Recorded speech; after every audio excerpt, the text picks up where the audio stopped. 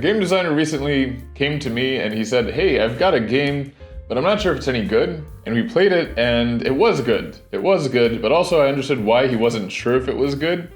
And that's because the game's core loop wasn't identified. And that's why today I want to talk about what is a core loop in games. Games have lots of loops in them. A round is a loop. A turn can be seen as a loop. A scenario can be a loop. The full game is kind of a loop. What is a core loop? I recently saw a great explanation from designer of Fallout, Timothy Kane. The core game loop is the set of actions in a game that most players will spend most of their time doing. You can think of it as what are the most frequent and repeated actions that players take in your game. Let's do some examples. I think in board games it's actually a little bit easier to identify core loops. Let's go with something like deck building, the deck building genre. You can think of like Dominion does this, Hero Realms. Most deck builders have this sequence, which is you play cards and then you buy cards and then those cards are shuffled into your draw pile, and then you play those cards that you bought, and then you buy more cards, and so on. And this is a very simple little core game loop. You play cards so that you can buy cards, so that you can play those bought cards, and it's great, right? It's great. Another example would be Splendor. In a very similar sort of way, on your turn, you either choose to gain gems, or you buy a card, which gives you a permanent gem. And you do that again and again. At first, you'll do a lot of taking gems actions, but as you get more cards, you don't need as many gems. So the ratio is gonna change, and so you're gonna feel that feeling of progress.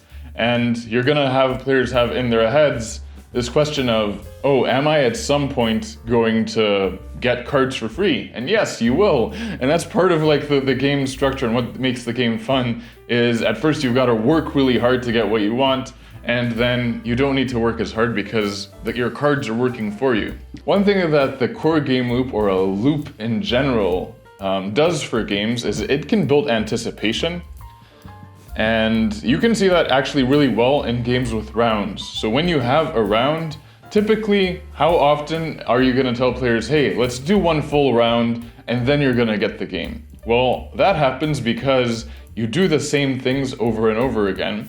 And once you do them once, then players start planning. They start anticipating what's gonna happen next round, and the game suddenly gets interesting. You're not gonna be doing different actions every single time. You're gonna be doing the same actions, but you're gonna be changing the context of those actions, you're gonna be changing the power of those actions, and those actions are gonna be affecting each other, which is a big part of what makes games fun.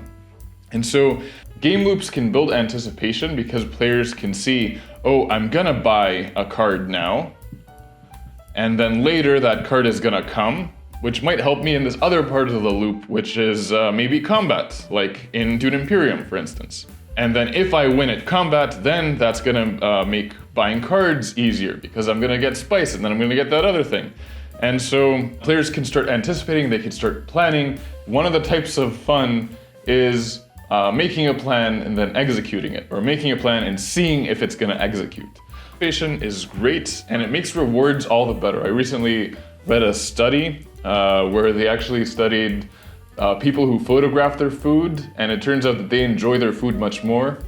And yeah, scientists studying the things that are most important, you know? Another very cool thing that you get with game loops, through a loop, you can actually make sure that players don't just stick around and do the same thing. And a good example of that in board games would be like Scythe, where you've got different actions. You've got like a move action, you've got collect resources. I don't remember what those names were. There was the upgrade, and so on. But inside, they've just baked it into the rules that you cannot do the same action again. So you can actually make a little loop inside in the beginning of the game, which is just, I'm gonna move, then I'm gonna collect, then I'm gonna move, then I'm gonna collect, then I'm gonna move, then I'm gonna collect. And you'll find players actually make these loops, and that's one of the game mechanics and one of the choices Scythe gives players is what are the main actions that I am gonna be taking. And it pushes you to play in various ways, which also, again, you're gonna see that a lot in video games. Like, you don't want cinematic scene after cinematic scene after cinematic scene, or combat after combat after combat. For good pacing, you want a natural like tension and then a release of tension, and then tension, then a release of tension. Or you can see that as action and then rest, action and then rest. When speaking of pacing, the most famous example of pacing ever of good pacing is the game Civilization. It's famous for that one more turn feeling. So the game loop starts with just, you have a unit, and on your first turn you're gonna choose where to build. So you've got one decision. Second turn, your building is built, your unit is free. Okay, well now I have a unit and a building. So these are two actions that I can take. So my unit, where do I move my unit? My building, what do I make in my building? All right, new turn. My building has built its thing, my unit has moved. And so on, and bit by bit, your game loop gets bigger with more actions, and you feel a huge sense of progress. And the coolest thing about it is by the time you get to the end of your game loop, you already feel like playing again those things that that were in the beginning of your game loop. A core game loop doesn't actually need to be complex. It can be really, really simple. Like, I've heard a lot of people talk about in the video game space about how like a lot of side scrollers, they see jumping as their main game loop. Like, they see just that, how do we make moving around in the game fun? Because that's the thing that players are going to be doing most of. They're going to be running around the world. And so I think in board games similarly, identify those things that players are going to be doing a lot of, and make sure that those things are being supported by the game. Like what happened with a designer who came to me with a game that he wasn't sure if it was fun.